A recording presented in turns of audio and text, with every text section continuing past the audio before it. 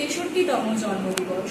বাঙালি তথা ভারতীয়র প্রাণের ঠাকুর যিনি, তার গান, কবিতা, নাটক আমাদের জীবনের সাথে জড়িয়ে আছে, যার সৃষ্টিশীলতা সমগ্র পৃথিবীতে ছাপ ফেলে গেছে এবং তার রেশ বর্তমান সময়েও প্রবহমান। তার চিন্তাধারা, তার দর্শন আমাদের সকলে যেন নতুনভাবে জাগ্রত হতে পারে, সমগ্র বিশ্বের নিকটে উচ্চশিরে ভয়শূন্য চিত্তে অগ্রসর হতে পারে। এই শুভক্ষণে তাই প্রণাম জানাই সেই চিরন্তন অমর আমাদের প্রাণের রবি ঠাকুরকে, যার কিরণে আজও আমরা নতুন দিগন্ত খুঁজে পাই। তাই মুক্ত কণ্ঠে বলি, চিরন্তনের দিল ডাক।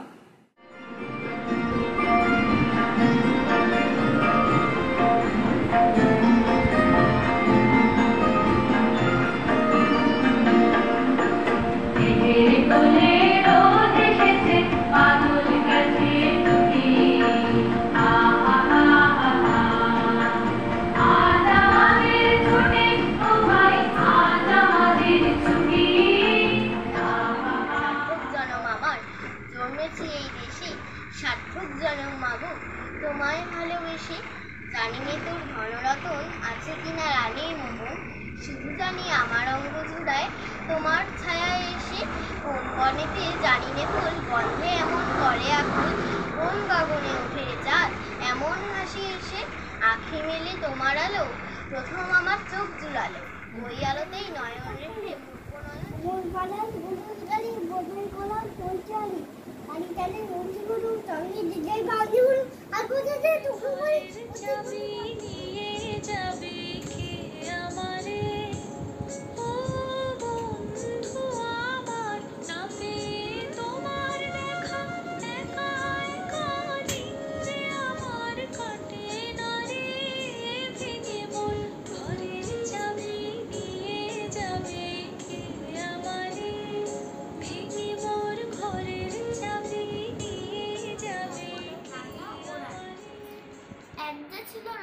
সেদিন আমায় দিল সাজা, ভোরের রাতে উঠে আমি গিয়েছিলাম ছুতে, দেখতে ডালিম গাছে ওনার পিরবু কেমন নাচে, ডালে ছিলেন চড়ে সেটা ভেঙেই গেল পড়ে, সেদিন হলো মানা আমার পেয়ারা পেরে আনা, রথ দেখতে যাওয়া আমার। কবি রবীন্দ্রনাথ ঠাকুর। অন পেটে খুশি হবে দামোদর সেটকি, মুরকি মশাই চায় ভাজা ভেটকি, আনবে কত কিছু তো মদ খেতে ঘি এনে জন পাই গুই থাকে।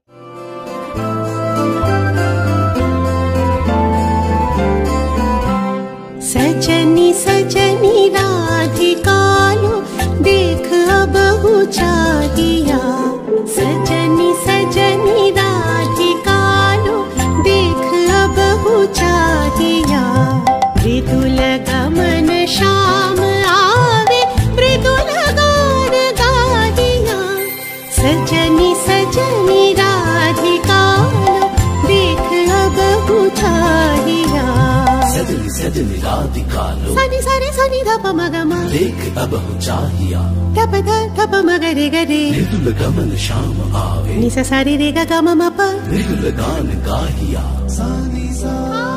सजनी सजनी राधिका लो देख अब चाहिया, मृदुल गमन श्याम आवे मृदुल गान गाहिया।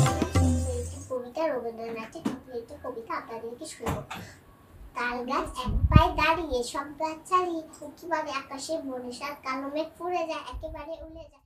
রবীন্দ্রনাথ ঠাকুর।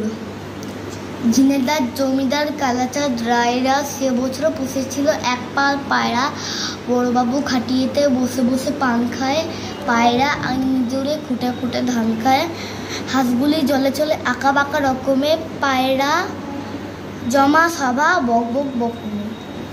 আমি রবীন্দ্রনাথ ঠাকুরের লেখা একটি চলা বলছি। কালো তাঁতি গেল কোথায়, আলো তলে দিল মুছে, মুখ দিকে ঘুম বানা রবীন্দ্রনাথ ঠাকুর। মেঘের তোলে লজ এসেছে, বাদল দেখে টুটে, আজ আমাদের ছুটি ও ভাই, আজ আমাদের ছুটি, টিটলি আর বেঁধবে না পায়,